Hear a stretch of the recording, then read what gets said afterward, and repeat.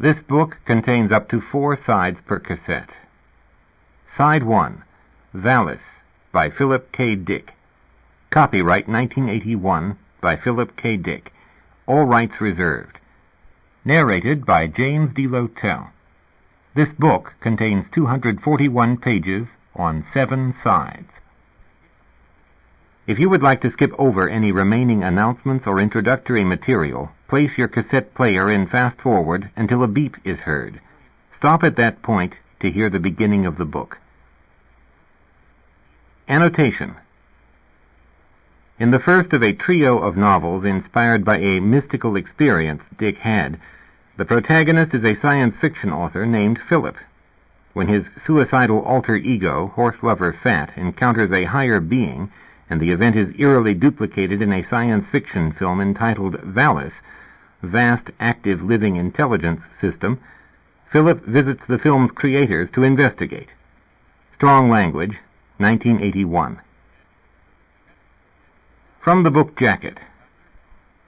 Although known during his lifetime as a writer of science fiction, and more recently as the inspiration for such films as Blade Runner and Total Recall, Philip K. Dick properly belongs in the tradition of Vonnegut, Calvino, and Robertson Davies. His novels place touchingly ordinary men and women in intimate congress with the unknowable and the awful. Valis is the first book in Philip K. Dick's incomparable final trio of novels. The others are The Divine Invasion and The Transmigration of Timothy Archer. This disorienting and bleakly funny work is about a schizophrenic hero named Horselover Fat, the hidden mysteries of Gnostic Christianity, and reality as revealed through a pink laser. Valis is a theological detective story in which God is both a missing person and the perpetrator of the ultimate crime. About the author. Philip K. Dick was born in Chicago in 1928 and lived most of his life in California. He briefly attended the University of California, but dropped out before completing any classes. In 1952, he began writing professionally and proceeded to write 36 novels and 5 short story collections. He won the Hugo Award for Best Novel in 1962 for The Man in the High Castle, and the John W. Campbell Memorial Award for Best Novel of the Year in 1974 for Flow My Tears, the Policeman Said. The Valis trilogy was inspired by a mystical experience that Dick had in March of 1974, and described as an invasion of my mind by a transcendentally rational mind. Philip K. Dick died of heart failure following a stroke on March 2, 1982, in Santa Ana, California. Dedication to Russell Galen, who showed me the right way. Valis, acronym of Vast Active Living Intelligence System, from an American film. A perturbation in the reality field in which a spontaneous, self-monitoring negentropic vortex is formed, tending progressively to subsume and incorporate its environment into arrangements of information, characterized by quasi-consciousness, purpose, intelligence, growth, and an armillary coherence. Great Soviet Dictionary, 6th edition, 1992. 1. Horselover Fat's nervous breakdown began the day he got the phone call from Gloria asking if he had any Nembutols. He asked her why she wanted them, and she said that she intended to kill herself. She was calling everyone she knew. By now she had 50 of them, but she needed 30 or 40 more to be on the safe side. At once, Horselover Fat leaped to the conclusion that this was her way of asking for help. It had been Fat's delusion for years that he could help people. His psychiatrist once told him that to get well he would have to do 2 things: get off dope, which he hadn't done, and to stop trying to help people. He still tried to help people. As a matter of fact, he had no Nembutols. He had no sleeping pills of any sort. He never did sleeping pills. He did uppers. So giving Gloria sleeping pills by which she could kill herself was beyond his power. Anyhow, he wouldn't have done it if he could. "I have 10, he said, because if he told her the truth, she would hang up. "Then I'll drive up to your place," Gloria said in a rational, calm voice, the same tone in which she had asked for the pills. He realized then that she was not asking for help. She was trying to die. She was completely crazy. If she were sane, she would realize that it was necessary to veil her purpose, because this way she made him guilty of complicity. For him to agree, he would need to want her dead. No motive existed for him, or anyone, to want that. Gloria was gentle and civilized, but she dropped a lot of acid. It was obvious that the acid, since he had last heard from her 6 months ago, had wrecked her mind. "What have you been doing?" Fat asked. "I've been in Mount Zion Hospital in San Francisco. I tried suicide, and my mother committed me. They discharged me last week." "Are you cured?" he said. "Yes," she said. That's when Fat began to go nuts. At the time he didn't know it, but he had been drawn into an unspeakable psychological game. There was no way out. Gloria Knudsen had wrecked him, her friend, along with her own brain. Probably she had wrecked 6 or 7 other people, all friends who loved her, along the way, with similar phone conversations. She had undoubtedly destroyed her mother and father as well. Fat heard in her rational tone the harp of nihilism, the twang of the void. He was not dealing with a person. He had a reflex arc thing at the other end of the phone line. What he did not know then is that it is sometimes an appropriate response to reality to go insane. To listen to Gloria rationally asked to die was to inhale the contagion. It was a Chinese finger trap, where the harder you pull to get out, the tighter the trap gets. "Where are you now?" he asked. "Modesto, at my parents' home." Since he lived in Marin County, she was several hours' drive away. Few inducements would have gotten him to make such a drive. This was another serving up of lunacy. 3 hours' drive each way for 10 Nimbutols. Why not just total the car? Gloria was not even committing her irrational act rationally. "Thank you, Tim Leary," Fat thought. "You and your promotion of the joy of expanded consciousness through dope." He did not know his own life was on the line. This was 1971. In 1972, he would be up north in Vancouver, British Columbia, involved in trying to kill himself, alone, poor and scared, in a foreign city. Right now he was spared that knowledge. All he wanted to do was coax Gloria up to Marin County so he could help her. One of God's greatest mercies is that he keeps us perpetually occluded. In 1976, totally crazy with grief, Horselover Fat would slit his wrist, the Vancouver suicide attempt having failed, take 49 tablets of high-grade digitalis, and sit in a closed garage with his car motor running, and fail there, too. Well, the body has powers unknown to the mind. Gloria's mind had total control over her body. She was rationally insane. Most insanity can be identified with the bizarre and the theatrical. You put a pan on your head and a towel around your waist, paint yourself purple, and go outdoors. Gloria was as calm as she had ever been, polite and civilized. If she had lived in ancient Rome or Japan, she would have gone unnoticed. Her driving skills probably remained unimpaired. She would stop at every red light and not exceed the speed limit on her trip to pick up the 10 Nimbutols. I am Horselover Fat, and I am writing this in the third person to gain much-needed objectivity. I did not love Gloria Knudsen, but I liked her. In Berkeley, she and her husband had given elegant parties, and my wife and I always got invited. Gloria spent hours fixing little sandwiches and served different wines, and she dressed up and looked lovely, with her sandy-colored, short-cut curly hair.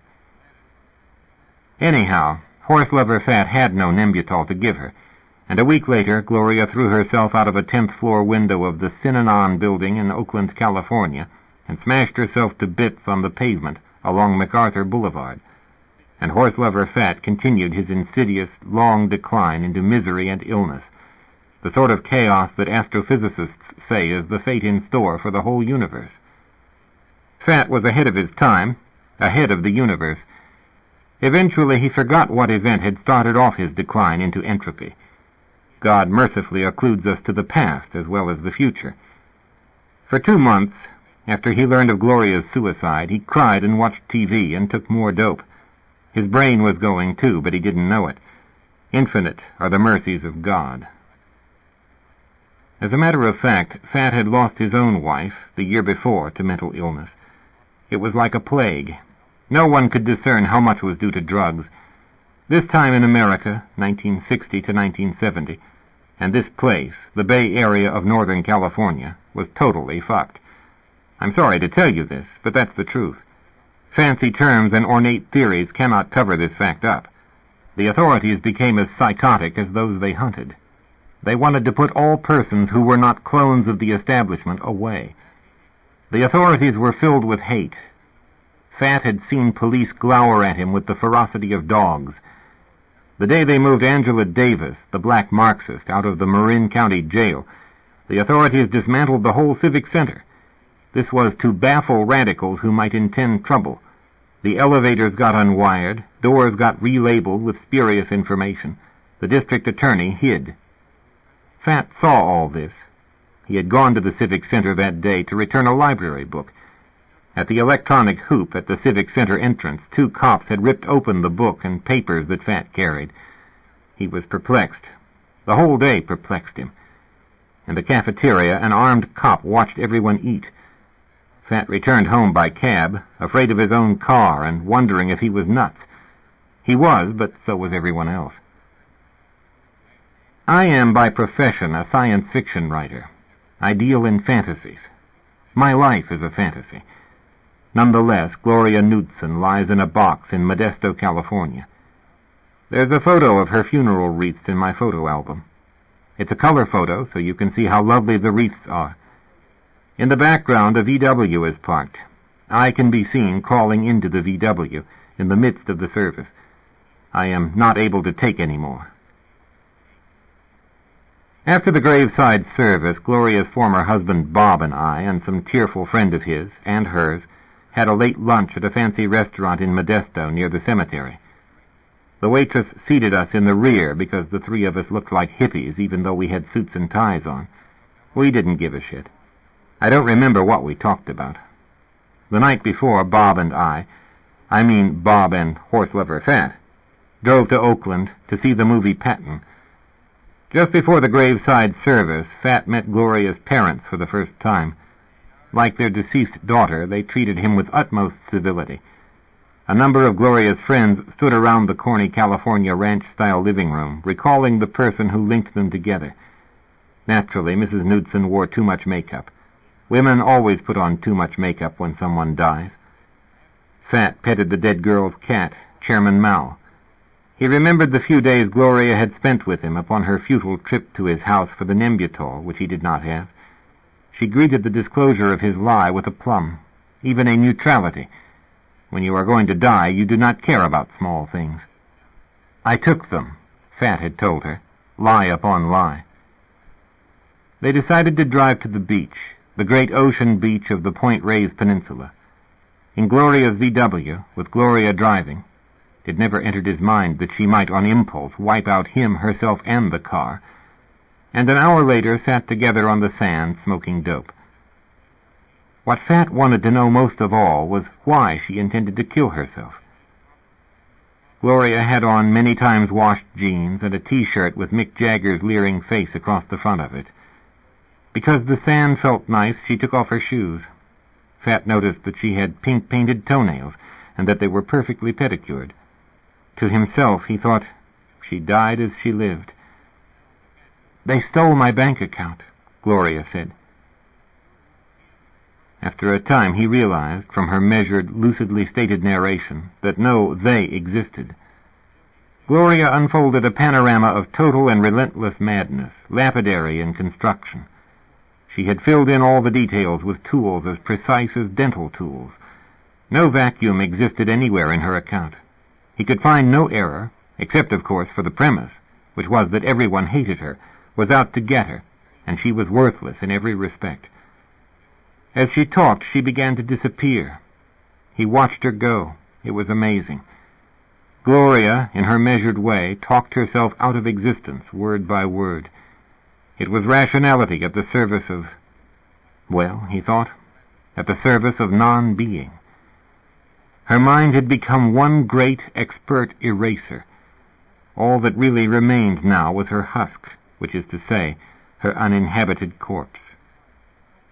She is dead now, he realized that day on the beach. After they had smoked up all their dope, they walked along and commented on seaweed and the height of waves. Seagulls croaked by overhead, sailing themselves like frisbees. A few people sat or walked here and there, but mostly the beach was deserted. Signs warned of undertow. Fat, for the life of him, could not figure out why Gloria didn't simply walk out into the surf. He simply could not get into her head. All she could think of was the Nembutal she still needed, or imagined she needed. "My favorite Dead album is Working Man's Dead," Gloria said at one point. "But I don't think they should advocate taking cocaine. A lot of kids listen to rock." "They don't advocate it. The song's just about someone taking it. And it killed him, indirectly. He smashed up his train." "But that's why I started on drugs," Gloria said. "Because of the Grateful Dead?" "Because," Gloria said, "everyone wanted me to do it. I'm tired of doing what other people want me to do." "Don't kill yourself," Fat said. "Move in with me. I'm all alone. I really like you. Try it for a while at least. We'll move your stuff up, me and my friends. There's lots of things we can do, like go places, like to the beach today. Isn't it nice here?" To that, Gloria said nothing. "It would really make me feel terrible," Fat said, "for the rest of my life, if you did away with yourself." Thereby, as he later realized, he presented her with all the wrong reasons for living. She would be doing it as a favor to others. He could not have found a worse reason to give had he looked for years. Better to back the VW over her. This is why suicide hotlines are not manned by nitwits. Fat learned this later in Vancouver when, suicidal himself, he phoned the British Columbia Crisis Center and got expert advice. There was no correlation between this and what he told Gloria on the beach that day. Pausing to rub a small stone loose from her foot, Gloria said, "I'd like to stay overnight at your place tonight." Hearing this, Fat experienced involuntary visions of sex. "Far out," he said, which was the way he talked in those days. The counterculture possessed a whole book of phrases which bordered on meaning nothing. Fat used to string a bunch of them together. He did so now, deluded by his own carnality into imagining that he had saved his friend's life. His judgment, which wasn't worth much anyhow, dropped to a new nadir of acuity. The existence of a good person hung in the balance, hung in a balance which Fat held, and all he could think of now was the prospect of scoring. "I can dig it," he prattled away as they walked. "Out of sight." A few days later she was dead. They spent that night together, sleeping fully dressed. They did not make love. The next afternoon Gloria drove off, ostensibly to get her stuff from her parents' house in Modesto. He never saw her again. For several days he waited for her to show up, and then one night the phone rang, and it was her ex-husband, Bob.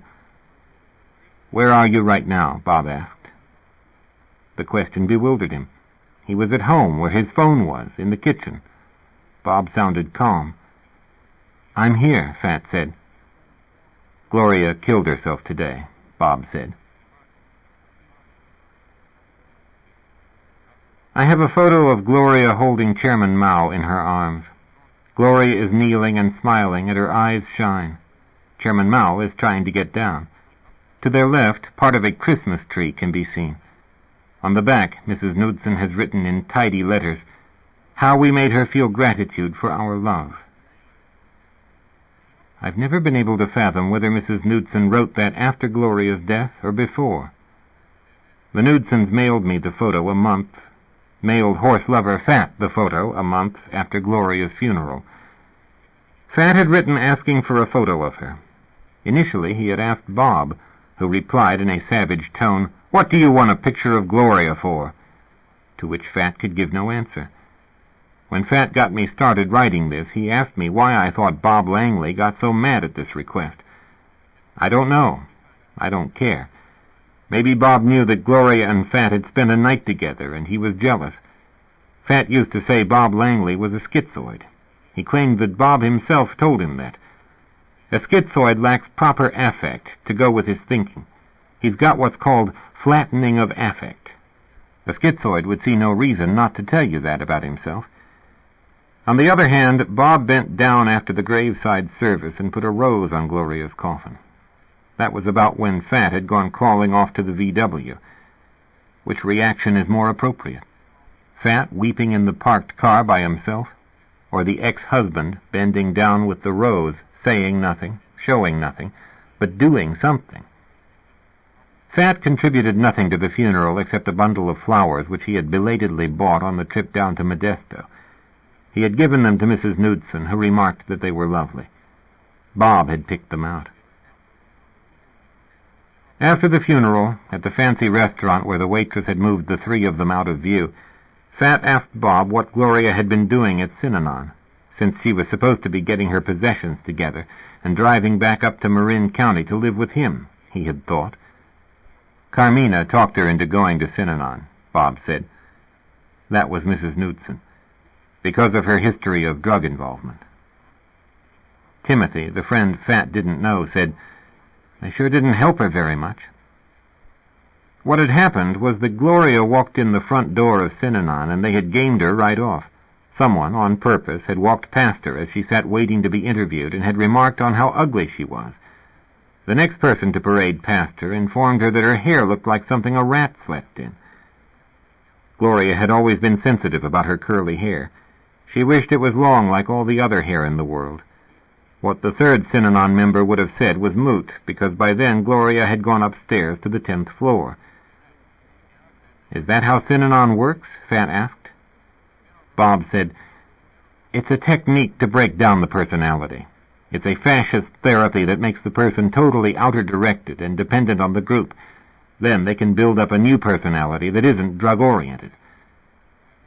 "Didn't they realize she was suicidal?" Timothy asked. "Of course," Bob said. "She phoned in and talked to them. They knew her name and why she was there." "Did you talk to them after her death?" Fat asked. Bob said, "I phoned them up and asked to talk to someone high up, and told him they had killed my wife, and the man said that they wanted me to come down there and teach them how to handle suicidal people. He was super upset. I felt sorry for him." At that, hearing that, Fat decided that Bob himself was not right in the head. Bob felt sorry for Synanon. Bob was all fucked up. Everyone was fucked up, including Carmina Knudsen. There wasn't a sane person left in Northern California. It was time to move somewhere else. He sat eating his salad and wondering where he could go. Out of the country. Flee to Canada like the draft protesters. He personally knew 10 guys who had slipped across into Canada rather than fight in Vietnam. Probably in Vancouver he would run into half a dozen people he knew. Vancouver was supposed to be one of the most beautiful cities in the world. Like San Francisco, it was a major port. He could start life all over and forget the past. It entered his head as he sat fooling with his salad that when Bob phoned he hadn't said, "Gloria killed herself," but rather, "Gloria killed herself today," as if it had been inevitable that she would do it one day or another. Perhaps this had done it, this assumption. Gloria had been timed, as if she were taking a math test. Who really was the insane one? Gloria or himself? Probably himself. Or her ex-husband. Or all of them, the Bay Area. Not insane in the loose sense of the term, but in the strict technical sense. Let it be said that one of the first symptoms of psychosis is that the person feels perhaps he is becoming psychotic. It is another Chinese finger trap. You cannot think about it without becoming part of it. By thinking about madness, Horselover Fat slipped by degrees into madness. I wish I could have helped him. 2. Although there was nothing I could do to help Horselover Fat, he did escape death. The first thing that came along to save him took the form of an 18-year-old high school girl living down the street from him, and the second was God. Of the two of them, the girl did better. I'm not sure God did anything at all for him. In fact, in some ways, God made him sicker. This was a subject on which Fat and I could not agree. Fat was certain that God had healed him completely. That is not possible. There is a line in the I Ching reading, always ill but never dies. That fits my friend. Stephanie entered Fat's life as a dope dealer. After Gloria's death, he did so much dope that he had to buy from every source available to him. Buying dope from high school kids is not a smart move. It has nothing to do with dope itself, but with the law and morality. Once you begin to buy dope from kids, you are a marked man. I'm sure it's obvious why. But the thing I knew, which the authorities did not, is this. Horselover Fat really wasn't interested in the dope that Stephanie had for sale. She dealt hash and grass, but never uppers. She did not approve of uppers. Stephanie never sold anything she did not approve of. She never sold psychedelics, no matter what pressure was put on her. Now and then she sold cocaine. Nobody could quite figure out her reasoning, but it was a form of reasoning. In the normal sense, Stephanie did not think at all, but she did arrive at decisions, and once she arrived at them, no one could budge her. Fat liked her. There lay the gist of it. He liked her, and not the dope, but to maintain a relationship with her, he had to be a buyer, which meant he had to do hash. For Stephanie, hash was the beginning and end of life worth living anyhow. If God came in a poor second, at least he wasn't doing anything illegal, as Stephanie was. Fat was convinced that Stephanie would wind up in jail. He expected her to be arrested any day. All Fat's friends expected him to be arrested any day. We worried about that and about his slow decline into depression and psychosis and isolation. Fat worried about Stephanie. Stephanie worried about the price of hash. More so, she worried about the price of cocaine. We used to imagine her suddenly sitting bolt upright in the middle of the night and exclaiming, "Coke has gone up to $100 a gram." She worried about the price of dope the way normal women worry about the price of coffee. We used to argue that Stephanie could not have existed before the 60s. Dope had brought her into being, summoned her out of the very ground. She was a coefficient of dope, part of an equation, and yet it was through her that Fat made his way eventually to God. Not through her dope. It has nothing to do with dope. There is no door to God through dope. That is a lie peddled by the unscrupulous. The means by which Stephanie brought Horselover Fat to God was by means of a little clay pot which she threw on her kick wheel, a kick wheel which Fat had helped pay for as a present on her 18th birthday. When he fled to Canada, he took the pot with him, wrapped up in shorts, socks, and shirts, in his single suitcase. It looked like an ordinary pot, squat and light brown, with a small amount of blue glaze as trim.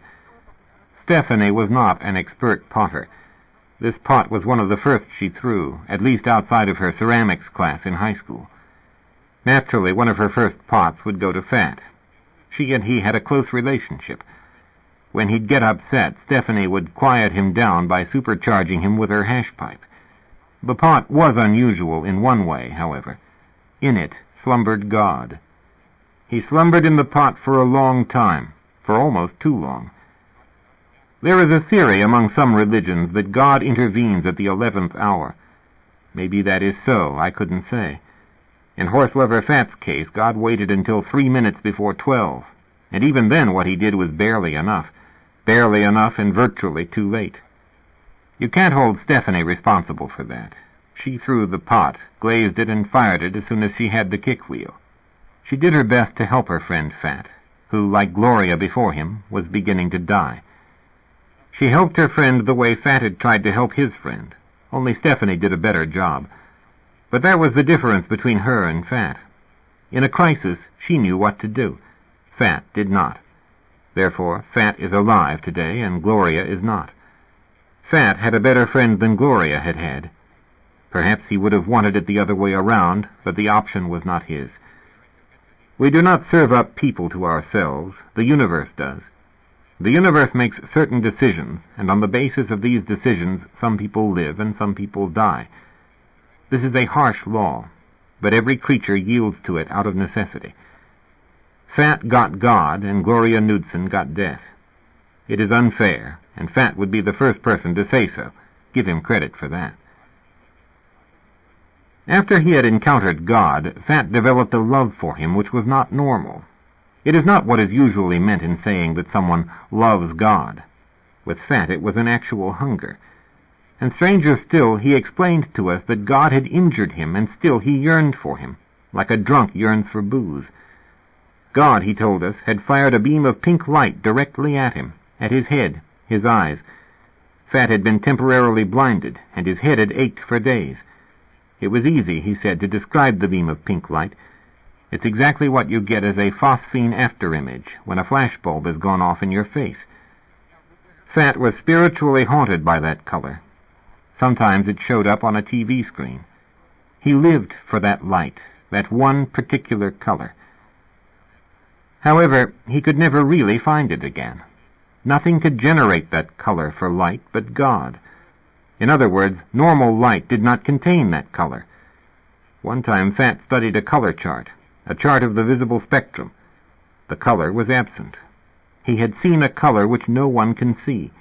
It lay off the end. What comes after light in terms of frequency? Heat? Radio waves? I should know, but I don't. Fat told me, I don't know how true this is, that in the solar spectrum what he saw was above 700 millimicrons. In terms of Fraunhofer lines, past B in the direction of A. Make of that what you will. I deem it a symptom of Fat's breakdown. People suffering nervous breakdowns often do a lot of research to find explanations for what they are undergoing. The research, of course, fails. It fails as far as we are concerned, but the unhappy fact is that it sometimes provides a spurious rationalization to the disintegrating mind, like Gloria's they. I looked up the Fraunhofer lines one time, and there is no A. The earliest letter indication that I could find is B. It goes from G to B, from ultraviolet to infrared. That's it. There is no more. What Fat saw, or thought he saw, was not light.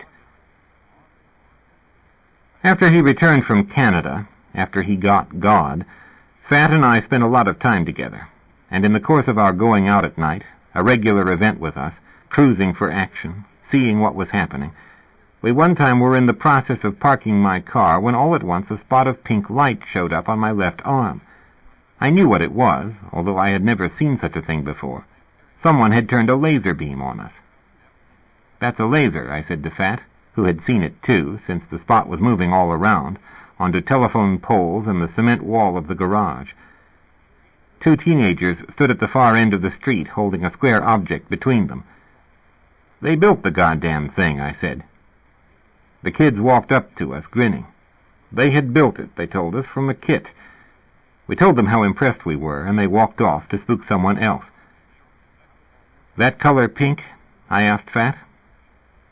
He said nothing, but I had the impression that he was not being up front with me. I had the feeling that I had seen his color.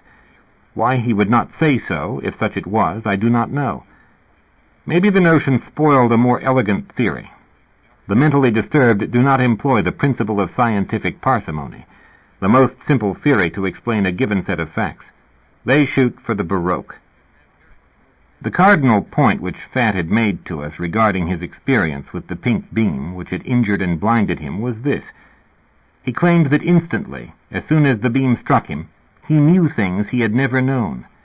He knew specifically that his 5-year-old son had an undiagnosed birth defect, and he knew what that birth defect consisted of, down to the anatomical details, down, in fact, to the medical specifics to relate to the doctor. I wanted to see how he told it to the doctor, how he explained knowing the medical details.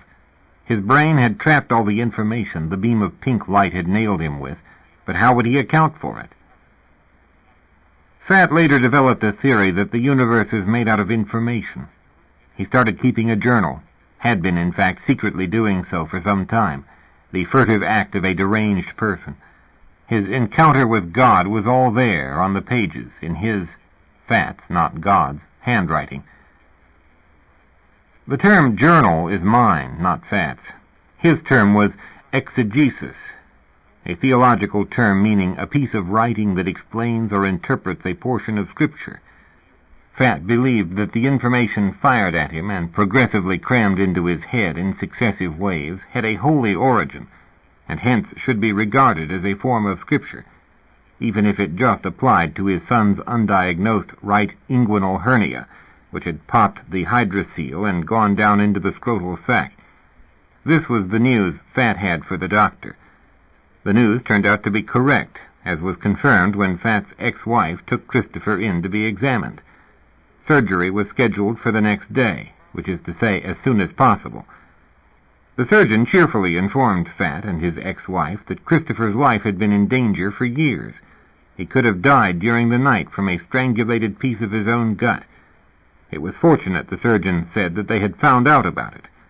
Thus again Gloria's they, except that in this instance the they actually existed. The surgery came off a success, and Christopher stopped being such a complaining child. He had been in pain since birth. After that, Fat and his ex-wife took their son to another GP, one who had eyes. One of the paragraphs in Fat's journal impressed me enough to copy it out and include it here. It does not deal with right inguinal hernias, but is more general in nature, expressing Fat's growing opinion that the nature of the universe is information. He had begun to believe this because for him the universe, his universe, was indeed fast turning into information. Once God started talking to him, he never seemed to stop. I don't think they report that in the Bible. Journal Entry 37. Thoughts of the brain are experienced by us as arrangements and rearrangements, change, in a physical universe. But in fact it is really information, and information processing, which we substantialize. We do not merely see its thoughts as objects, but rather as the movement, or, more precisely, the placement of objects, how they become linked to one another. But we cannot read the patterns of arrangement. We cannot extract the information in it, i.e., it as information, which is what it is. The linking and relinking of objects by the brain is actually a language, but not a language like ours, since it is addressing itself and not someone or something outside itself. Fat kept working this particular theme over and over again, both in this journal and in his oral discourse to his friends. He felt sure the universe had begun to talk to him. Another entry in his journal reads, 36. We should be able to hear this information, or rather narrative, as a neutral voice inside us. But something has gone wrong. All creation is a language, and nothing but a language, which for some inexplicable reason we can't read outside and can't hear inside. So, I say, we have become idiots. Something has happened to our intelligence. My reasoning is this. Arrangement of parts of the brain is a language. We are parts of the brain. Therefore, we are language. Why, then, do we not know this? We do not even know what we are, let alone what the outer reality is of which we are parts. The origin of the word idiot is the word private. Each of us has become private, and no longer shares the common thought of the brain, except at a subliminal level. Thus our real life and purpose are conducted below our threshold of consciousness. To which I personally am tempted to say, speak for yourself, Fat. Over a long period of time, or deserts of vast eternity, as he would have put it, Fat developed a lot of unusual theories to account for his contact with God, and the information derived therefrom. One in particular struck me as interesting, being different from the others. It amounted to a kind of mental capitulation by Fat to what he was undergoing. This theory held that in actuality he wasn't experiencing anything at all. Sites of his brain were being selectively stimulated by tight energy beams emanating from far off, perhaps millions of miles away. These selective brain site stimulations generated in his head the impression, for him, that he was in fact seeing and hearing words, pictures, figures of people, printed pages, in short, God and God's message, or as Fat liked to call it, the Logos. But, this particular theory held, he really only imagined he experienced these things. They resembled holograms. What struck me was the oddity of a lunatic discounting his hallucinations in this sophisticated manner. Fat had intellectually dealt himself out of the game of madness while still enjoying its sights and sounds. In effect, he no longer claimed that what he experienced was actually there. Did this indicate he had begun to get better? Hardly. Now he held the view that they, or God, or someone, owned a long-range, very tight information-rich beam of energy focused on Fat's head. In this I saw no improvement, but it did represent a change. Fat could now honestly discount his hallucinations, which meant he recognized them as such. But, like Gloria, he now had a they. It seemed to me a Pyrrhic victory. Fat's life struck me as a litany of exactly that, as, for example, the way he had rescued Gloria. The exegesis Fat labored on month after month struck me as a Pyrrhic victory if there ever was one. In this case, an attempt by a beleaguered mind to make sense out of the inscrutable. Perhaps this is the bottom line to mental illness. Incomprehensible events occur. Your life becomes a bin for hoax-like fluctuations of what used to be reality. And not only that, as if that weren't enough, but you, like Fat, ponder forever over these fluctuations in an effort to order them into a coherency, when in fact the only sense they make is the sense you impose on them, out of the necessity to restore everything into shapes and processes you can recognize. The first thing to depart in mental illness is the familiar, and what takes its place is bad news, because not only can you not understand it, you also cannot communicate it to other people. The madman experiences something, but what it is or where it comes from, he does not know. In the midst of his shattered landscape, which one can trace back to Gloria Knudsen's death, Fat imagined God had cured him. Once you notice Pyrrhic victories, they seem to abound. It reminds me of a girl I once knew who was dying of cancer. I visited her in the hospital and did not recognize her. Sitting up in her bed, she looked like a little old hairless man. From the chemotherapy, she had swollen up like a great grape. From the cancer and the therapy, she had become virtually blind, nearly deaf, underwent constant seizures, and when I bent close to her to ask how she felt, she answered, when she could understand my question, "I feel that God is healing me." She had been religiously inclined, and had planned to go into a religious order. On the metal stand beside her bed she had, or someone had, laid out her rosary. In my opinion, a "fuck you, God" sign would have been appropriate. The rosary was not. Yet, in all fairness, I have to admit that God, or someone calling himself God, a distinction of mere semantics, had fired precious information at Horselover Fat's head by which their son Christopher's life had been saved. Some people God cures, and some he slays. Fat denies that God slays anyone. Fat says God never harms anyone.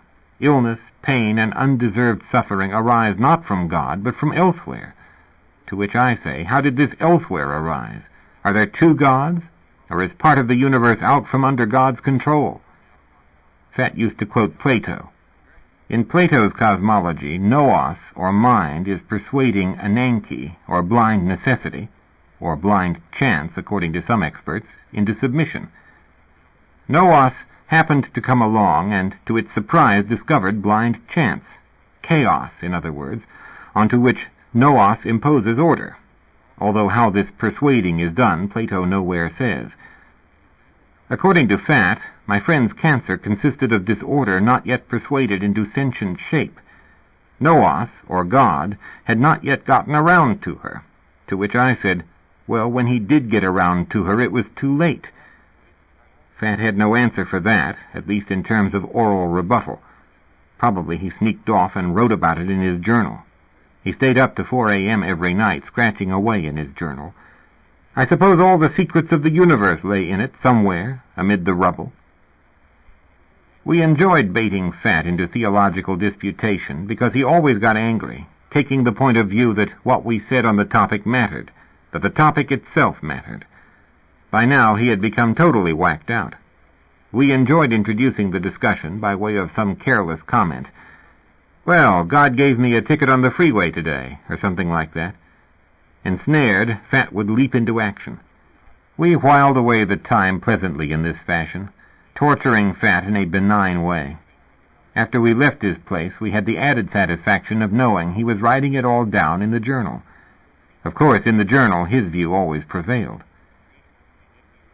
No need existed to bait Fat with idle questions, such as, if God can do anything, can he create a ditch so wide he can't jump over it? We had plenty of real questions that Fat couldn't field. Our friend Kevin always began his attack one way. "What about my dead cat?" Kevin would ask. Several years ago, Kevin had been out walking his cat in the early evening.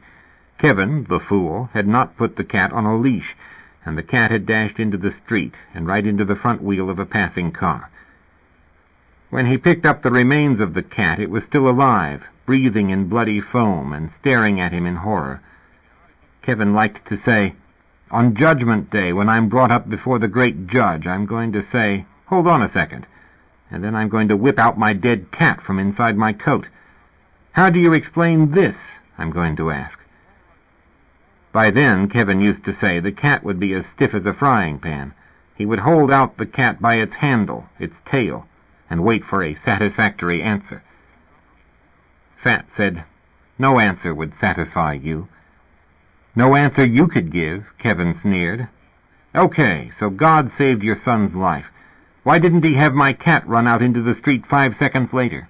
3 seconds later? Would that have been too much trouble? Of course, I suppose a cat doesn't matter." "You know, Kevin," I pointed out one time, "you could have put the cat on a leash." "No," Fat said, "he has a point. It's been bothering me. For him, the cat is a symbol of everything about the universe he doesn't understand." "I understand fine," Kevin said bitterly.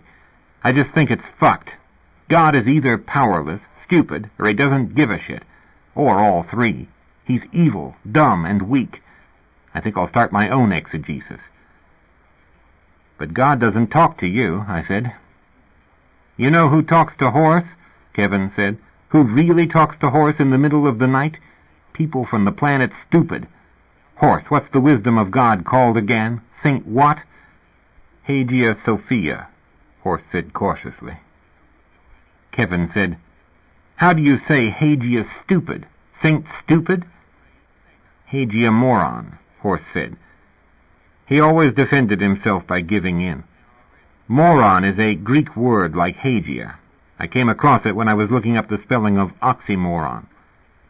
"Except that the on suffix is the neuter ending," I said. That gives you an idea of where our theological arguments tended to wind up. 3 mal-informed people disagreeing with one another. We also had David, our Roman Catholic friend, and the girl who had been dying of cancer, Sherry. She had gone into remission, and the hospital had discharged her. To some extent, her hearing and vision were permanently impaired, but otherwise she seemed to be fine. Fat, of course, used this as an argument for God and God's healing love, as did David and, of course, Sherry herself. Kevin saw her remission as a miracle of radiation therapy and chemotherapy and luck. Also, he confided to us the remission was temporary. At any time, Sherry could get sick again. Kevin hinted darkly that the next time she got sick there wouldn't be a remission. We sometimes thought that he hoped so, since it would confirm his view of the universe. It was a mainstay of Kevin's bag of verbal tricks that the universe consisted of misery and hostility, and would get you in the end. He looked at the universe the way most people regard an unpaid bill. Eventually they will force payment.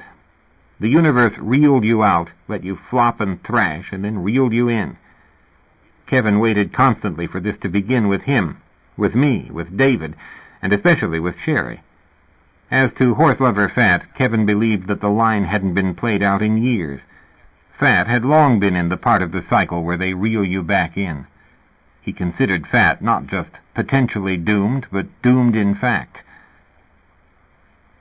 Fat had the good sense not to discuss Gloria Knudsen and her death in front of Kevin. Had he done so, Kevin would add her to his dead cat. He would be talking about whipping her out from under his coat on Judgment Day, along with the cat. Being a Catholic, David always traced everything wrong back to man's free will. This used to annoy even me. I once asked him if Sherry getting cancer consisted of an instance of free will, knowing as I did that David kept up with all the latest news in the field of psychology, and would make the mistake of claiming that Sherry had subconsciously wanted to get cancer, and so had shut down her immune system, a view floating around in advanced psychological circles at that time. Sure enough, David fell for it and said so. "Then why did she get well?" I asked. "Did she subconsciously want to get well?" David looked perplexed. If he consigned her illness to her own mind, he was stuck with having to consign her remission to mundane and not supernatural causes. God had nothing to do with it. What C.S. Lewis would say, David began, which at once angered Fat, who was present. It maddened him when David turned to C.S. Lewis to bolster his straight-down-the-pipe orthodoxy. Maybe Sherry overrode God, I said. God wanted her sick, and she fought to get well. The thrust of David's impending argument would of course be that Sherry had neurotically gotten cancer due to being fucked up, but God had stepped in and saved her. I had turned it around in anticipation.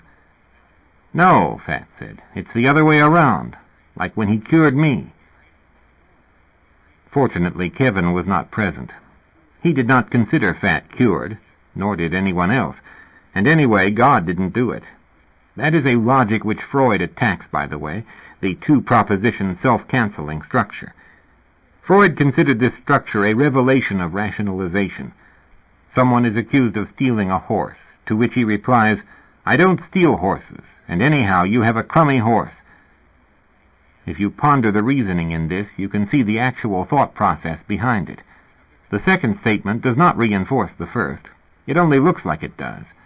In terms of our perpetual theological disputations, brought on by Fat's supposed encounter with the divine, the two-proposition self-canceling structure would appear like this. 1. God does not exist. 2. And anyhow, he's stupid. A careful study of Kevin's cynical rantings reveals this structure at every turn.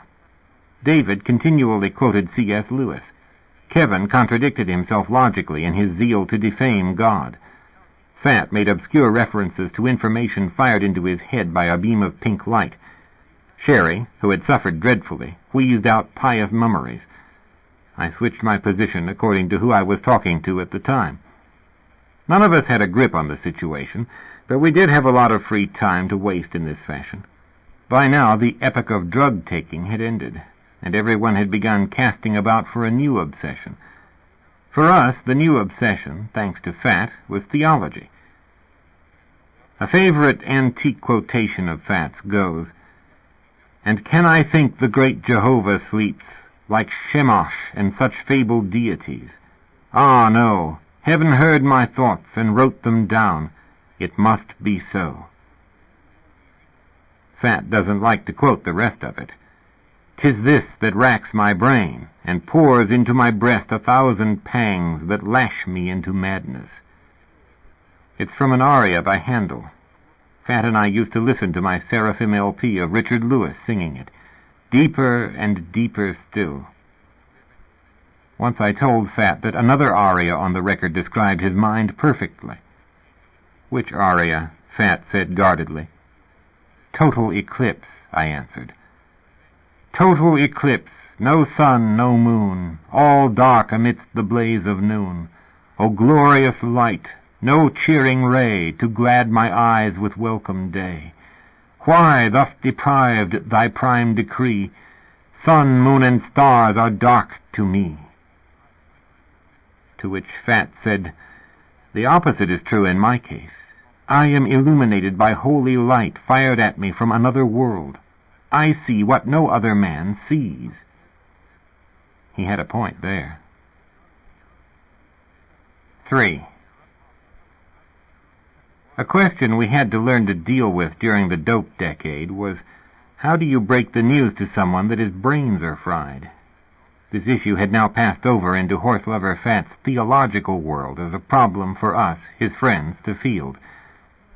It would have been simple to tie the two together in Fat's case. The dope he did during the 60s had pickled his head on into the 70s. If I could have arranged it so that I could think so, I would have. I like solutions that answer a variety of problems simultaneously. But I really couldn't think so. Fat hadn't done psychedelics, at least not to any real extent. Once, in 1964, when Sandoz LSD-25 could still be acquired, especially in Berkeley, Fat had dropped one huge hit of it, and had abreacted back in time, or had shot forward in time, or up outside of time. Anyhow, he had spoken in Latin, and believed that the dies irae, the day of wrath, had come. He could hear God thumping tremendously in fury. For 8 hours, Fat had prayed and whined in Latin. Later, he claimed that during his trip he could only think in Latin and talk in Latin. He had found a book with a Latin quotation in it, and could read it as easily as he normally read English. Well, perhaps the etiology of his later God madness lay there. His brain, in 1964, liked the acid trip and taped it for future replay. On the other hand, this line of reasoning merely relegates the question back to 1964.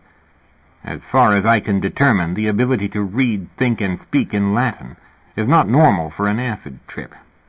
Fat knows no Latin. He can't speak it now. He couldn't speak it before he dropped the huge hit of Sandow's LSD-25. Later, when his religious experiences began, he found himself thinking in a foreign language which he did not understand. He had understood his own Latin in '64. Phonetically, he had written down some of the words, remembered at random. To him, they constituted no language at all, and he hesitated to show anyone what he had put on paper. His wife, his later wife, Beth, had taken a year of Greek in college, and she recognized what Fat had written down, inaccurately, as Koine Greek, or at least Greek of some sort, Attic or Koine. The Greek word koine simply means common. By the time of the New Testament, the koine had become the lingua franca of the Middle East, replacing Aramaic, which had previously supplanted Akkadian. I know these things because I am a professional writer, and it is essential that I possess a scholarly knowledge about languages. The New Testament manuscripts survived in Koine Greek, although probably Q, the source of the synoptics, had been written in Aramaic, which is in fact a form of Hebrew. Jesus spoke Aramaic. Thus, when Horselover Fat began to think in Koine Greek, he was thinking in the language which St. Luke and St. Paul, who were close friends, had used, at least to write with. The Koine looks funny when written down because the scribes left no spaces between the words. This can lead to a lot of peculiar translations, since the translator gets to put the spaces wherever he feels is appropriate, or in fact wherever he wants. Take this English instance. God is nowhere. God is now here. Actually, these matters were pointed out to me by Beth, who never took Fat's religious experiences seriously until she saw him write down phonetically several words of the Koine, which she knew he had no experience with and could not recognize even as a genuine language. What Fat claimed was, well, Fat claimed plenty. I must not start any sentence with what Fat claimed was. During the years, outright years, that he labored on his exegesis, Fat must have come up with more theories than there are stars in the universe. Every day he developed a new one, more cunning, more exciting, and more fucked. God, however, remained a constant theme. Fat ventured away from belief in God the way a timid dog I once owned had ventured off its front lawn.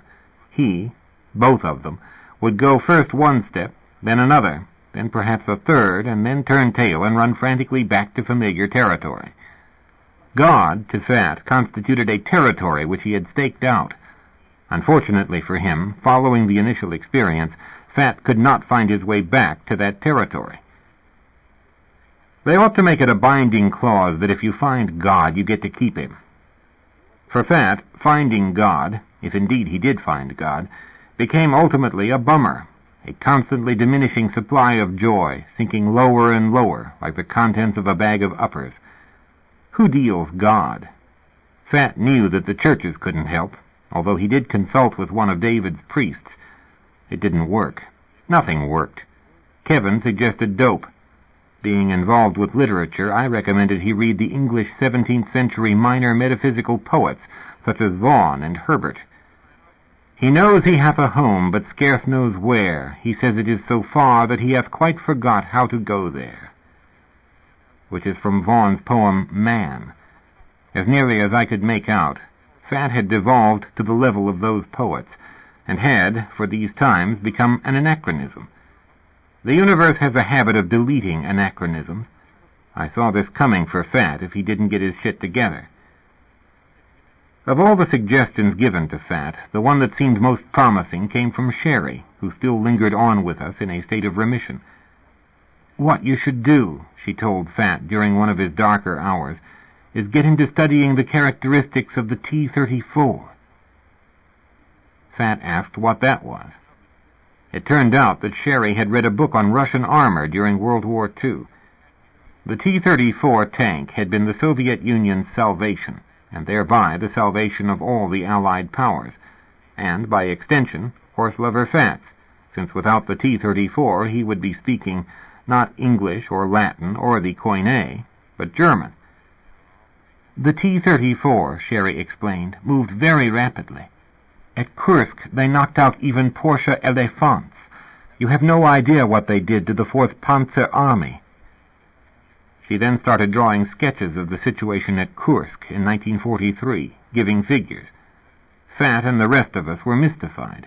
This was a side of Sherry we hadn't known. It took Zhukov himself to turn the tide against the Panzers, Sherry wheezed on. Vatutin screwed up. He was later murdered by pro-Nazi partisans. Now consider the Tiger tank the Germans had, and their Panthers. She showed us photographs of various tanks and related with relish how General Konyev had successfully crossed the Dniester and Prut rivers by March 26th. Basically, Sherry's idea had to do with bringing Fat's mind down from the cosmic and the abstract to the particular. She had hatched out the practical notion that nothing is more real than a large World War II Soviet tank. She wanted to provide an antitoxin to Fat's madness. However, her recitation, complete with maps and photographs, only served to remind him of the night he and Bob had seen the movie Patton before attending Gloria's graveside service. Naturally, Sherry had not known about that. I think he should take up sewing, Kevin said. Don't you have a sewing machine, Sherry? Teach him to use it. Sherry, showing a high degree of stubbornness, continued. The tank battles at Kursk involved over 4,000 armored vehicles. It was the greatest battle of armor in history. Everyone knows about Stalingrad, but nobody knows about Kursk. The real victory by the Soviet Union took place at Kursk. When you consider... Kevin, David interrupted, what the Germans should have done was show the Russians a dead cat and ask them to explain it. That would have stopped the Soviet offensive right there, I said. Zhukov would still be trying to account for the cat's death. To Kevin, Sherry said, in view of the stunning victory by the good side at Kursk, how can you complain about one cat? There's something in the Bible about falling sparrows, Kevin said, about his eye being on them. That's what's wrong with God. He only has one eye. Did God win the battle at Kursk? I said to Sherry. That must be news to the Russians, especially the ones who built the tanks and drove them and got killed. Sherry said patiently, God uses us as instruments through which he works. Well, Kevin said, regarding Horse, God has a defective instrument. Or maybe they're both defective, like an 80-year-old lady driving a Pinto with a drop-in gas tank. The Germans would have had to hold up Kevin's dead cat, Fat said. Not just any dead cat. All Kevin cares about is that one cat. That cat, Kevin said, did not exist during World War II. Did you grieve over him then? Fat said. How could I? Kevin said. He didn't exist. Then his condition was the same as now, Fat said. Wrong, Kevin said. Wrong in what way? Fat said. How did his non-existence then differ from his non-existence now? Kevin's got the corpse now, David said, to hold up. That was the whole point of the cat's existence. He lived to become a corpse by which Kevin could refute the goodness of God. Kevin, Fat said, who created your cat? God did, Kevin said. So God created a refutation of his own goodness, Sherry said, by your logic. God is stupid, Kevin said. We have a stupid deity. I've said that before. Sherry said, does it take much skill to create a cat? You just need 2 cats, Kevin said, one male and one female. But he could obviously see where she was leading him. It takes... He paused, grinning. Okay, it takes skill if you presume purpose in the universe. You don't see any purpose? Sherry said. Hesitating, Kevin said, living creatures have purpose. Who puts the purpose in them? Sherry said. They... Again, Kevin hesitated. They are their purpose. They and their purpose can't be separated. So an animal is an expression of purpose, Sherry said. So there is purpose in the universe. In small parts of it. And unpurpose gives rise to purpose. Kevin eyed her. Eat shit, he said. In my opinion, Kevin's cynical stance had done more to ratify Fat's madness than any other single factor. Any other, that is, than the original cause, whatever that might have been. Kevin had become the unintentional instrument of that original cause, a realization which had not escaped Fat. In no way, shape, or form did Kevin represent a viable alternative to mental illness. His cynical grin had about it the grin of death. He grinned like a triumphant skull. Kevin lived to defeat life. It originally amazed me that Fat would put up with Kevin, but later I could see why. Every time Kevin tore down Fat's system of delusions, mocked them and lampooned them, Fat gained strength. If mockery were the only antidote to his malady, he was palpably better off as he stood. Whacked out as he was, Fat could see this. Actually, were the truth known, Kevin could see it too, but he evidently had a feedback loop in his head that caused him to step up the attacks rather than abandon them. His failure reinforced his efforts, so the attacks grew and Fat's strength grew. It resembled a Greek myth. In Horselover Fat's exegesis, the theme of this issue is put forth over and over again. Fat believed that a streak of the irrational permeated the entire universe, all the way up to God or the ultimate mind which lay behind it. He wrote, 38. From loss and grief the mind has become deranged. Therefore we, as parts of the universe, the brain, are partly deranged. Obviously he had extrapolated into cosmic proportions from his own loss of Gloria. 35. The mind is not talking to us, but by means of us. Its narrative passes through us, and its sorrow infuses us irrationally.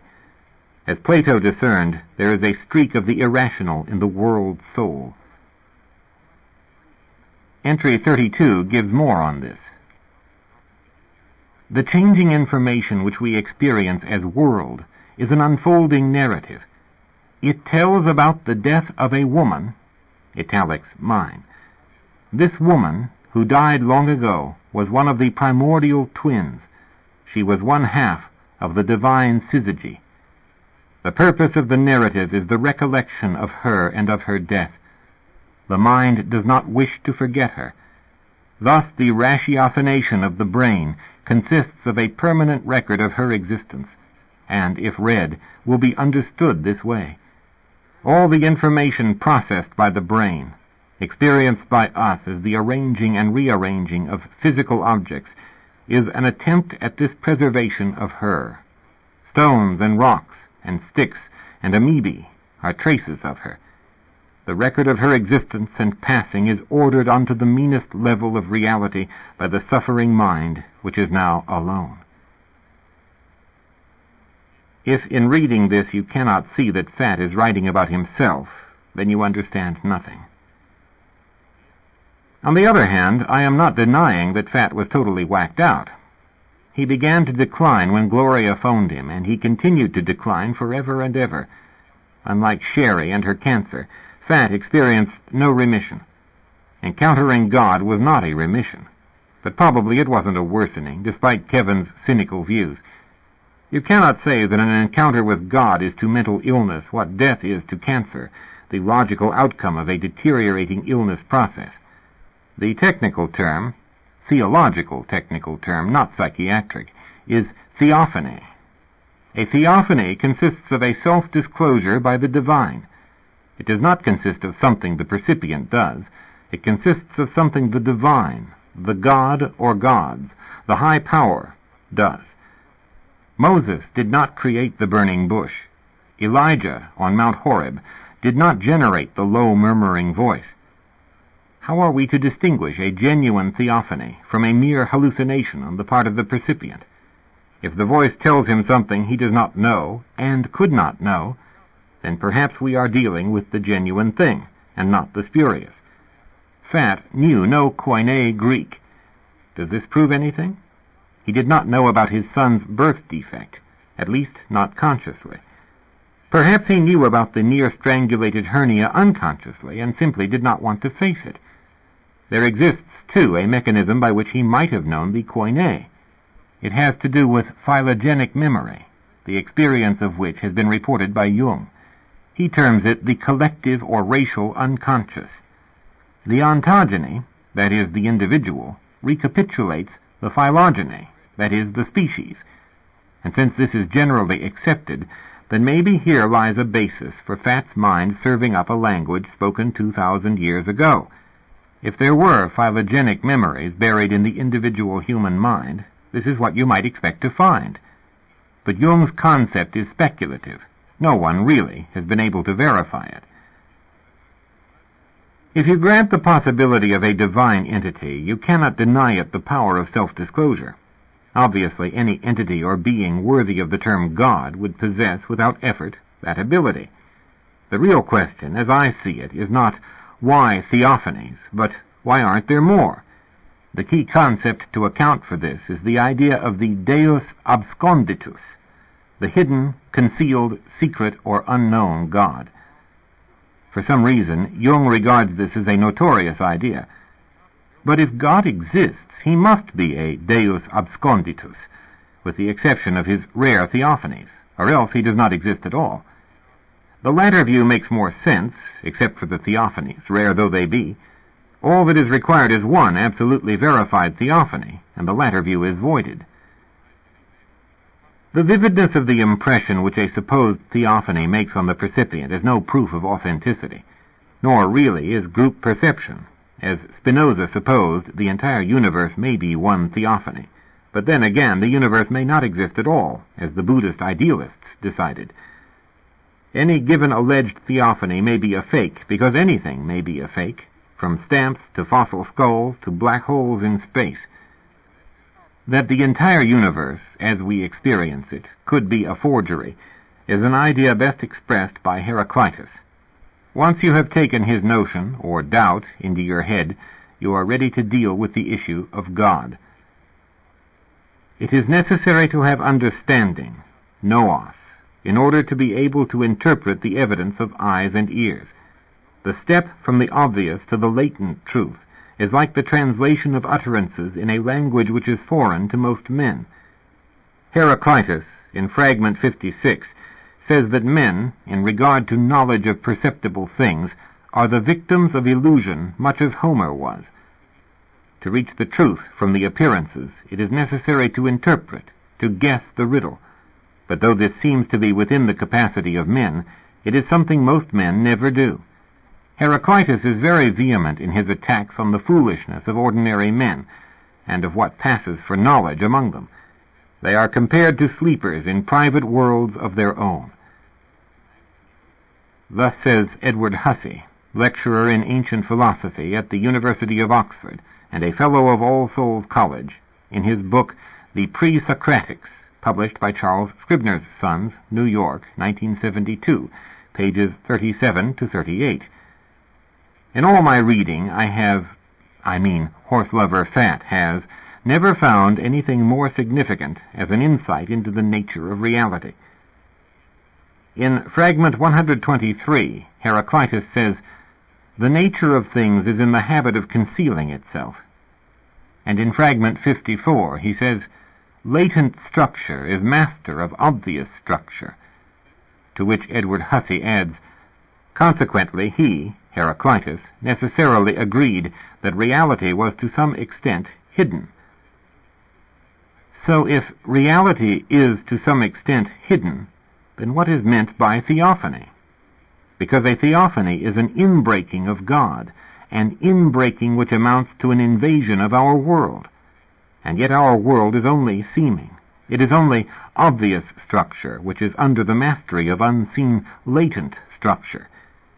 Horselover Fat would like you to consider this above all other things. Because if Heraclitus is correct, There is in fact no reality but that of theophanies. The rest is illusion, in which case Fat alone among us comprehends the truth, and Fat, starting with Gloria's phone call, is insane.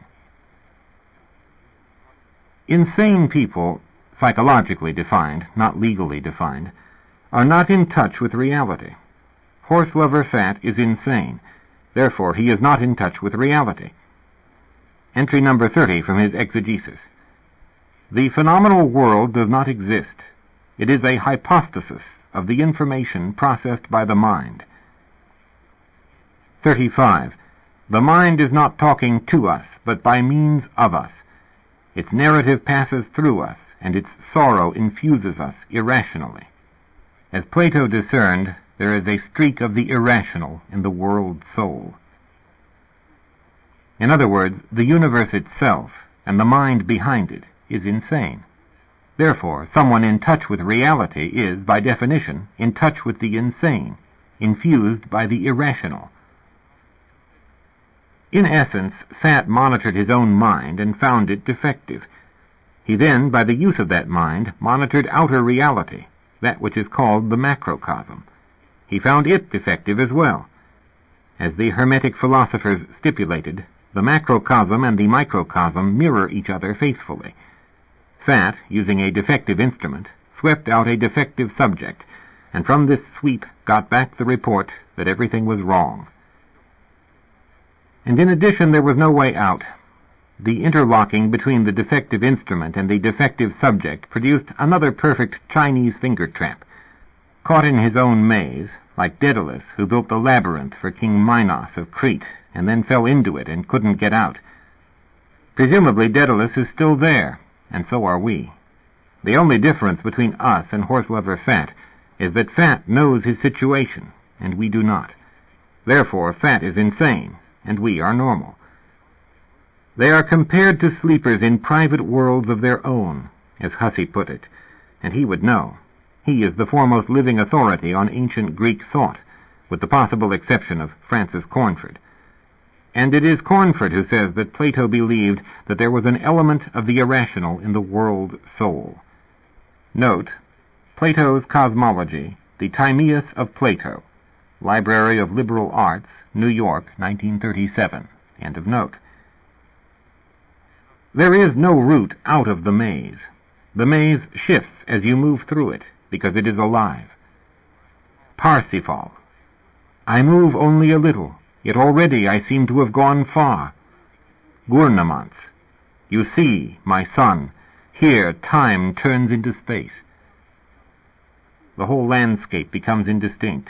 A forest ebbs out, and a wall of rough rock ebbs in, through which can be seen a gateway. The two men pass through the gateway. What happened to the forest? The two men did not really move. They did not go anywhere, and yet they are not now where they originally were. Here time turns into space. Wagner began Parsifal in 1845. He died in 1873, long before Hermann Minkowski postulated four-dimensional space-time, 1908. The source basis for Parsifal consisted of Celtic legends and Wagner's research into Buddhism for his never-written opera about the Buddha to be called The Victors, Die Sieger. Where did Richard Wagner get the notion that time could turn into space? And if time can turn into space, can space turn into time? In Mircea Eliade's book, Myth and Reality, one chapter is titled, Time Can Be Overcome. It is a basic purpose of mythic ritual and sacrament to overcome time. Horselover Fat found himself thinking in a language used 2,000 years ago, the language in which St. Paul wrote. Here time turns into space. Fat told me another feature of his encounter with God. All of a sudden, the landscape of California, USA, 1974, ebbed out, and the landscape of Rome of the 1st century CE ebbed in. He experienced a superimposition of the two for a while, like techniques familiar in movies, in photography. Why? How? God explained many things to Fat, but he never explained that, except for this cryptic statement, It is journal listing 3. He causes things to look different, so it would appear time has passed. Who is he? Are we to infer that time has not, in fact, passed? And did it ever pass?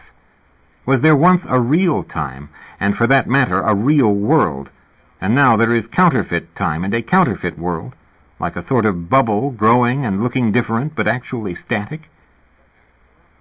Horselover Fat saw fit to list this statement early in his journal, or exegesis, or whatever he calls it. Journal listing 4, the next entry, goes, "Matter is plastic in the face of mind." Is any world out there at all? For all intents and purposes, Gurnemanz and Parsifal stand still, and the landscape changes, so they become located in another space, a space which formerly had been experienced as time. Fat thought in a language of 2,000 years ago, and saw the ancient world appropriate to that language. The inner contents of his mind matched his perceptions of the outer world. Some kind of logic seems involved here. Perhaps a time dysfunction took place. But why didn't his wife Beth experience it too? She was living with him when he had his encounter with the divine.